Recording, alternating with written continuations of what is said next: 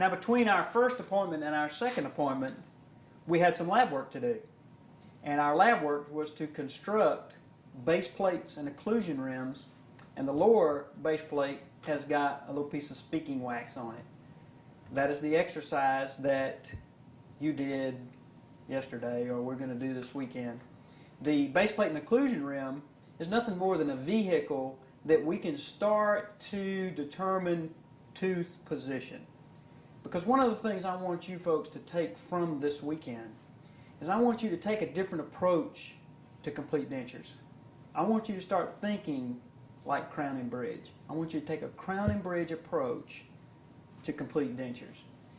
We spend so much time when we're doing our aesthetic dentistry and determining tooth position, tooth length, labial surface, incisal edge, anterior guidance, envelope of function.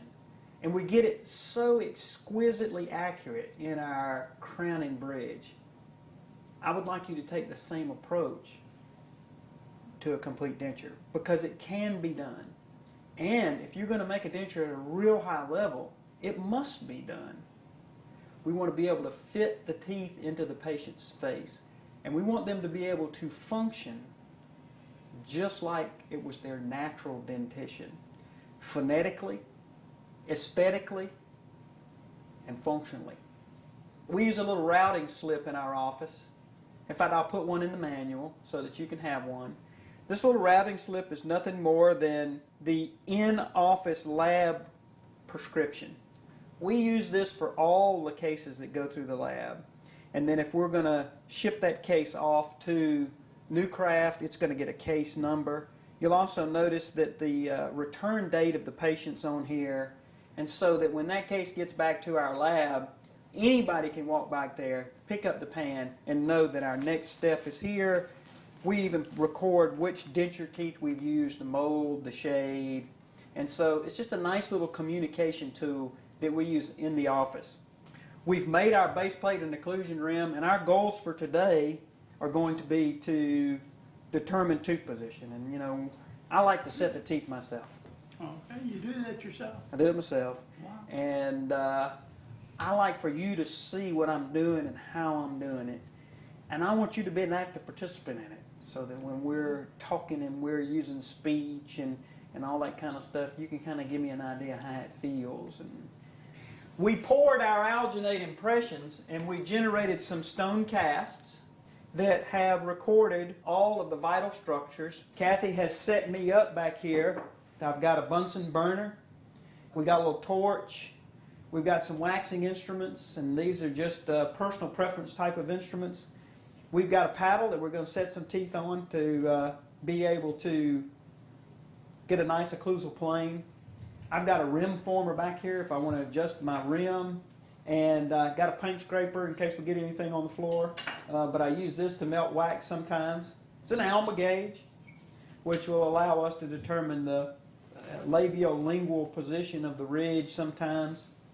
Back behind Jim is a Fox plane. We'll show you how we're going to use that, and everything we need to help us determine which mold we're going to use. And here is, I think, one of the greatest instruments ever created in dentistry. This is a true bite ruler, a very high-tech instrument. It's bendable, and one of the things I want you always to do with your true bite ruler is there's a 0 here in its millimeters. I want you to cut it off at 0. They leave a little piece sticking out, and it always gets in the way. Cut it right off at 0. There's a couple of numbers on the true bite ruler that are highlighted. They are 22 and 18. 22 and 18. What's interesting about that is the 10-20 rule, which is how we determine the position of the wax rim, and 18 is the length of the speaking wax. So the true bite rule has been around for many, many, many years, and maybe the guys that came before me knew the 10-20 rule and the 18 rule. So it also helps you measure the arc if you want to. So I tell you to get a whole bunch of these, put one in your pocket. You can use it for all kinds of good stuff. This is the Panadent Coist facial analyzer. It's not a slide-o-matic. I really like this for denture patients, better than the slide-o-matic. Sorry. And for one reason. It's got the plumb bob in the front. And it's going to allow me to get my midline plumb bob in the patient's face. And it works a lot like a Fox plane. I am probably going to refer to this in the video as we go as a Coist bow. John Coist is the one that kind of came up with this whole idea. And if you hear me say Coist bow, this is what I'm talking about, the Panadent Coist facial analyzer. Now, have you got to go buy all new articulators? No. What we've done is Brantley Kitchens, that works at Newcraft, the lab that I work with, has made a conversion jig so that I can put the Coist bow or the Panadent face bow on all of my combis. I'm sure there's probably a conversion jig that maybe Whip Mix makes, but Brantley makes them for us, and I've got a couple of 3 of them, and I'm sure he wouldn't mind doing it for anybody that didn't want to have to buy all new articulators. Because articulators are an expensive item, and you'd hate to have to change it out just because of this. But I really love this little device because it's so much like a Fox plane. It comes with these little bite forks that fit onto the face bow. It's even got a little thing that you can put an analyzer on to determine anterior tooth position. There's your midline. Then you can store this in the patient's chart. The first thing I'm going to do is show you my base plates and occlusion rims. Here they are. We have followed the 10-20 rule on the upper, which is 20 millimeters from the depth of the vestibule, 10 millimeters out from the incisal papilla, which we use the Alma gauge for, and then the lower speaking wax is 18 millimeters up from the depth of the vestibule and about the width of 2 central incisors. And so we call it speaking wax. Now, I've made a little change because I want to be able to take a bite record with this, and I want to be able to use either wax or putty or even maybe a central bearing point. So when we make a base plate and occlusion rim, we notch it. We put these 3 notches in there, and then we lubricate the notches with Vaseline, and then I can come back and put a bite block on after I've determined lower tooth position, and it gives me a way to record the bite record by using those bite blocks to accept either wax or putty or the central bearing point. You'll notice they're kind of short. They don't go all the way to the front. And they're shaped, the best term I can come up with is like a little pup tent. They're a pointed little pup tent. We mark them right and left. And then when we get ready to use them, we super glue them to the top of the thing. So I can take them off while I'm working, and we won't have any interference in the posterior because we don't know our jaw relation. And when I get ready to make my bite record, I can just snap them right back on there. These are made out of triad as well as the base plate for the lower and the upper. First thing I'm going to do is try these in and see if they're pinching you anywhere. And if they're poking you or pinching you, then we can adjust them and grind on them a little bit. I'm going to push up on it a little bit, and I'm going to pull around on it and see. We got a pretty good little suction. Now, one of the things you'll notice that Kathy has back here is a little fixative powder. Sometimes the transfer base, and particularly the patients just don't have any ridge at all, will be a little loose and it'll flop around a little bit. And so it's not a problem. Dust a little bit of this powder in there, put it in, and it sticks really nicely. You really want it to be nice and solid because if you're making a face bow, you don't want it to move. And when you're taking jaw relation records, you really want to be very accurate. There's one other technique that you can use, and that's to actually reline the base plate and occlusion rim. But you reline it on the model, not in the mouth. Because if you reline it in the mouth, it won't go back on the model. Trust me on that. So some dentists, Kathy makes base plates and occlusion rims for dentists in our community, and people mail them to her to have them made. And so some of them want it relined. She just lubricates the model, and she relines it with rubber base, light-bodied rubber base. And those fit really very securely in a patient's mouth. If you want to go to that extra time and energy, perfectly fine with me. I have found that over the years, Triad gives us a great fit. And as Mr. Bothy's been sitting here, he's got a pretty solid fit. Now let's go through the steps of trying to determine where those teeth need to be. This is a Fox plane, and one of the first things I do when I check a patient with the base plate and occlusion rim is I put the Fox plane, I'm going to get you to drop your head down just a little bit, put the Fox plane in their mouth, and I want to make sure that that Fox plane is level with their eyes. You got a ruler? No? Just a regular ruler. Give me that facial plane analyzer. I learned from Lloyd Miller that an easy way to do this is if you'll take like a ruler or some other straight object and hold it that's level with the inner canthus of the eyes, not necessarily the inner pupillary line, but the inner canthus of the eyes. You can use an old school ruler, or you can use this little straight stick on the facial measuring gauge. And what you want to see is, are those two structures parallel? Now sometimes you'll put that base plate in there and it'll be crooked like this. Well, you do that and you can see they're not parallel. So you have a choice. You can either take wax off of this side or add wax to this side. And so I'm pretty sure we're going to be real close with Mr. Bothy because we've done this one before as we speak. But here's the key, is make sure this is level with the medial canthus of the eyes. Or some people will say with the horizon. I used to use the mini blinds in the office, and everybody's teeth started coming in crooked, and I thought, what in the heck? The mini blinds were crooked. Oh, dear. So you can't really trust your carpenters. Mr. Bothy's looks pretty good. Kathy, what do you think? Yeah. So I feel pretty good about being level. Can you say 55 real quick? 55. One more time. 55. 66? 66. Yeah, kind of hard to say 66 when you don't have any lower teeth. Now, phonetics is something we're going to use to determine the position of Mr. Bothy's teeth.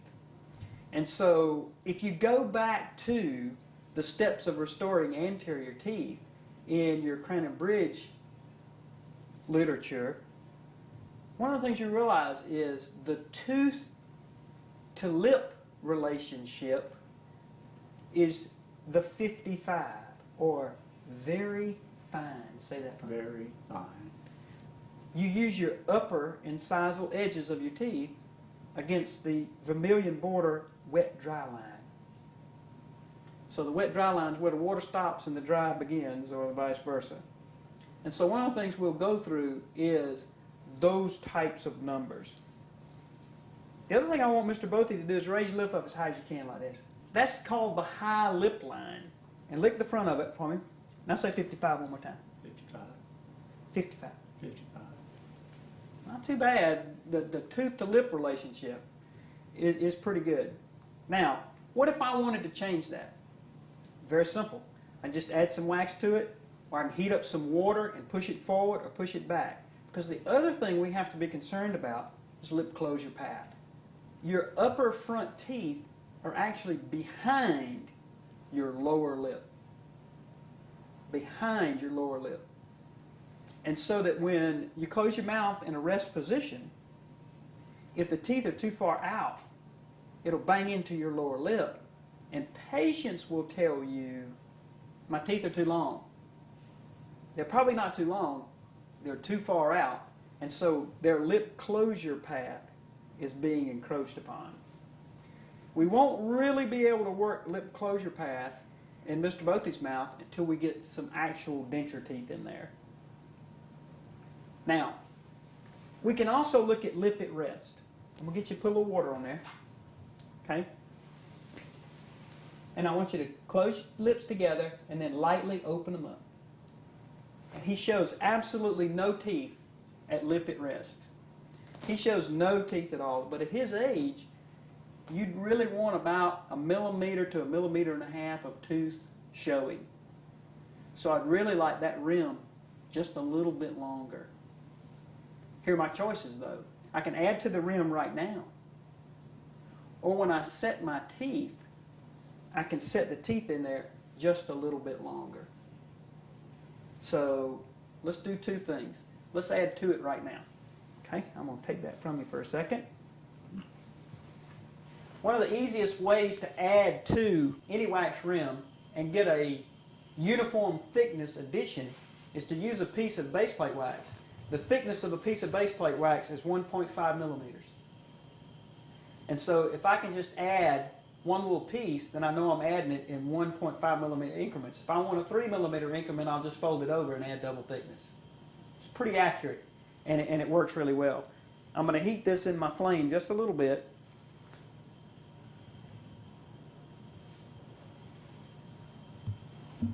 I use a little Bard Parker knife and cut me a little piece off. I'm going to lightly flame my rim.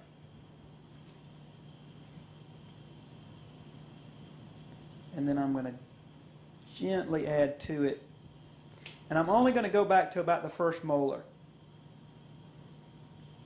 Keeping in mind that the 10-20 rule is just a starting point. It's my job to fit it into the mouth. As we learned with an approved provisional in Crown and Bridge, there's only really one place to determine all these things, and that's in the patient's mouth, in their face. I'm going to heat up a Cottrell spatula pretty hot.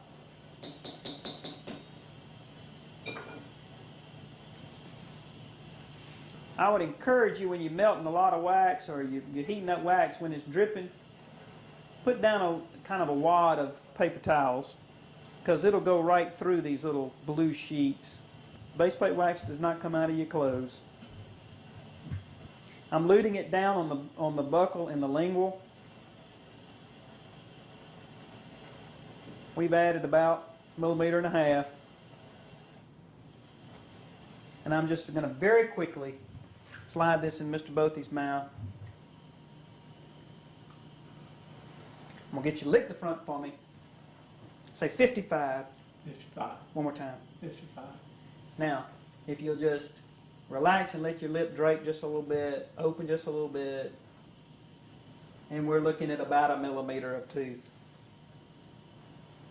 I could even go longer, but I'm not going to challenge it right now. He's showing about 1 millimeter. But one of the things we've got to check is make sure that we haven't altered the horizontal component.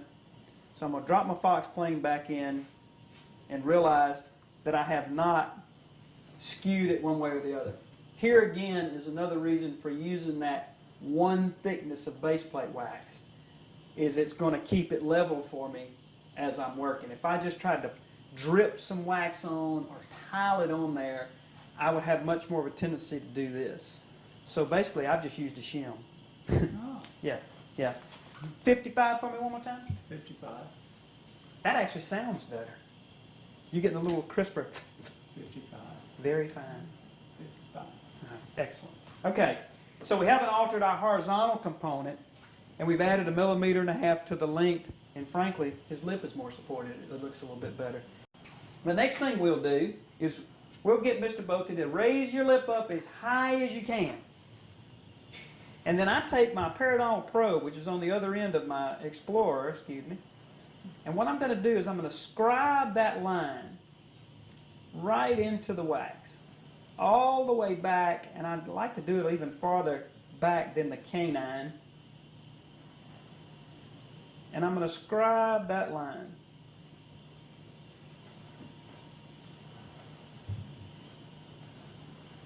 Now the term that's used for that is the high lip line. And one of the reasons we record the high lip line, you can let your lip relax for a second. Okay, excellent. One of the reasons we record the high lip line is we're trying to determine tooth length. The tooth to lip relationship is pretty good here.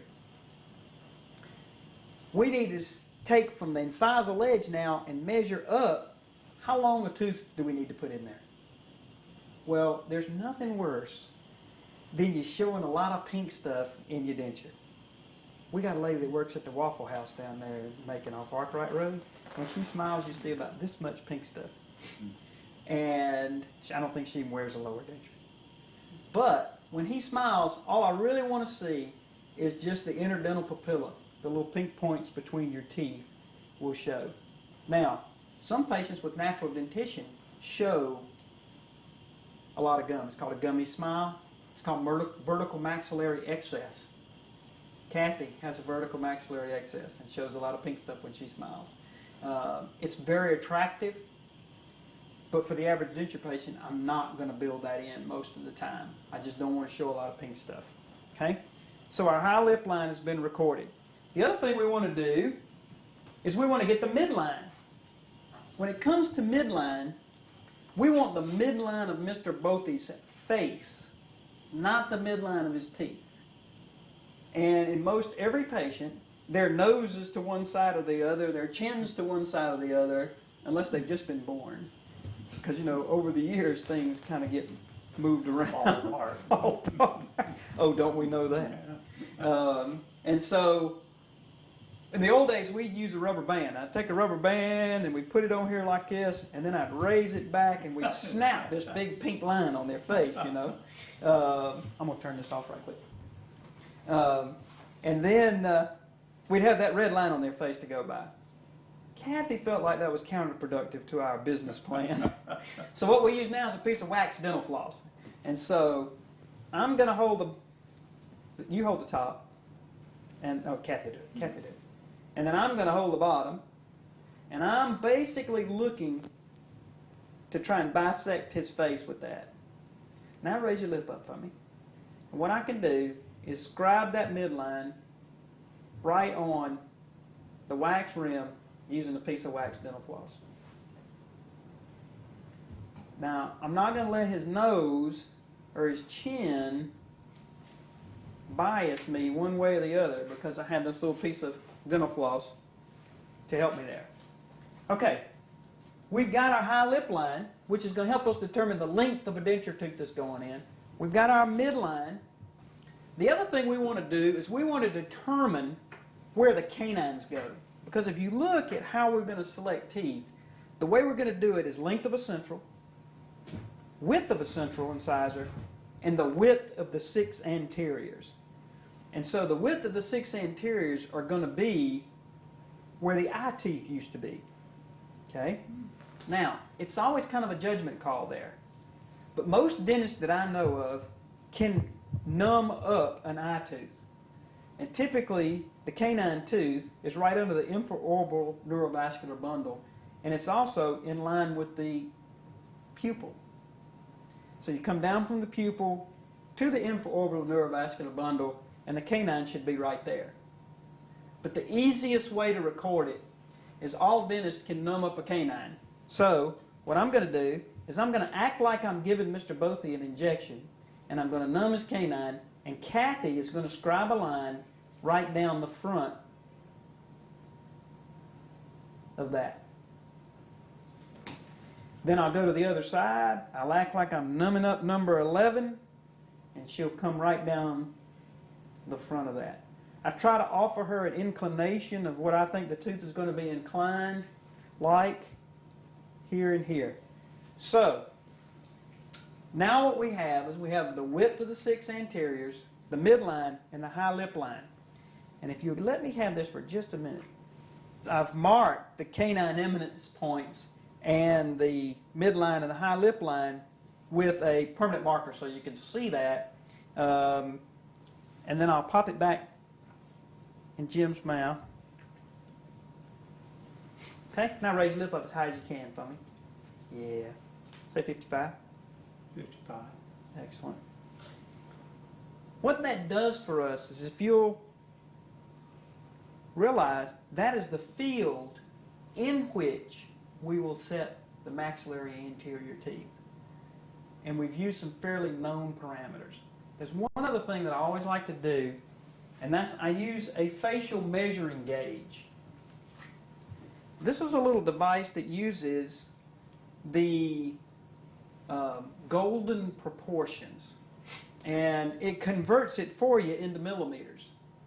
Interestingly enough, typically a patient's front tooth is 1/16 the width of their face. Who comes up with that stuff? I don't know. But I'm the beneficiary of it, so I'm going to use it myself. And so this little measuring gauge, you go to the widest point of the zygomas, and then you tighten it down.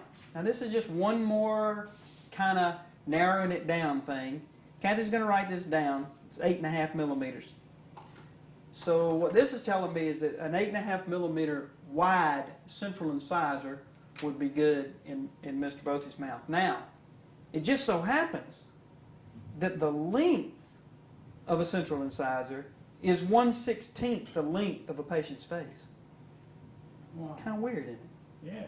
I don't know. I think it was like Leonardo da Vinci or somebody came up with all this stuff. It certainly wasn't me. It's kind of a judgment call on where the hairline is. Mr. Bothy's got a pretty good hairline. If you have a totally bald patient, you can get them to scrunch up their head, make a concerned look, and you can see right about where their scalp starts, because you get a little slick spot right there. And so, I love it. So I can actually measure, and this converts that 1/16 measurement for me, and I just tighten her down. And this is not accurate. This is just one more tool in your toolbox to help you. And I'm getting 11.5. So the ideal length based on the facial measuring or analyzer would be 11.5 long, 8.5 wide. So that when I go over to select teeth, I can then use those as my parameters. I can also now measure from our high lip line and see how close we're going to be. If I use my true bite ruler, I go to measure the length of a central that would look good, and I got 12. So this is telling me, did you see it at all? This was telling me 11.5. This is telling me 12. We actually added 1.5 millimeters, if you remember. So anywhere in a range between, I think 11 and 12 is going to be pretty good for the length of a central. If we looked at the width of the 6 anteriors, I'm going to run my true bite ruler around, and we are right at 51 millimeters. And so when I start to look at my mold guide, everything's starting to come together. Now, we got numbers to work with, but what about the mold? If you look at a mold guide, and I'm going to grab one and show you, it's an old mold guide I've had for years. It comes in different shapes. And so everybody's got kind of a different shaped face. The shapes go square, square tapering. A square tapering face would be somebody like mine. It goes square and then it tapers. You have a square tapered face. Mr. Bothy's face comes down, it's square, and then it tapers like that. The other thing, a totally square face. I don't see many of those. I don't see many, and I don't use a lot of square molds. We also have ovoid, which is a shape that really looks pretty good in an Asian's face because they have a very round face. Kathy has an ovoid face, and hopefully I'll never have to make her a denture because that'd be the hardest one I ever had to do. But many times a square tapered tooth looks great in an ovoid face. So you do have to use a little imagination. If you look in the book, though, the most shapes are in the square tapering shape because they look good in just about everybody's face. Now, they have tapering, which you got people with long, skinny faces, would look pretty good in there. And then for those dentists who cannot make up their mind, there's a square tapering ovoid. So if you're just one of those guys that just can't manage to figure things out, and notice there's only 2 molds for the square tapering ovoid. I'm willing to risk it and pick a single one. So I think a square taper is going to look pretty good in his face. And the other thing that you'll notice is, and I'm going to hold this up against you, is the mold. If I pick a square tapered, now you have the criterion are the length of a central, the width of a central, and interestingly enough, the width of the 6 anteriors. That's how they come. which is what why I use the parameters that I use. So, what we probably ought to do is I'll look through here. I have some favorites that I always kind of gravitate to because they look like my teeth. Here we got one that's 11 millimeters long and 51 millimeters the width of the 6 anteriors, but the centrals are 8.75. It's a little wide. You know, the other thing you can do is if you like the centrals and laterals, you can pick, if you like the centrals and the canines, you can pick a lateral from another mold. And a lot of times that looks really good. If you want to soften a setup, say you've got a female that's got really big teeth and you want to soften it just a little bit, you can jump over to the ovoid or the tapering and pick a lateral out from over there. You are going to affect the width of the 6 anteriors when you do that, though. So you can use your imagination.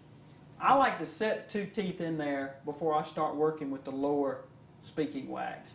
I know people do it a different way, but I like to go ahead and get 2 in there before we start working with the lower teeth, because I feel like the speech will be just a little bit better. So I'm thinking from before we had picked the 21X, and I think that's what I'd pick again because that's going to fit right in there. The other shade we looked at before was a 21G. The problem with that is the width of the 6 anteriors is 56, so you'd look like Howdy Doody by the time we got them all in there. I bet nobody knows who Howdy Doody is anymore. Oh, not the older ones, maybe.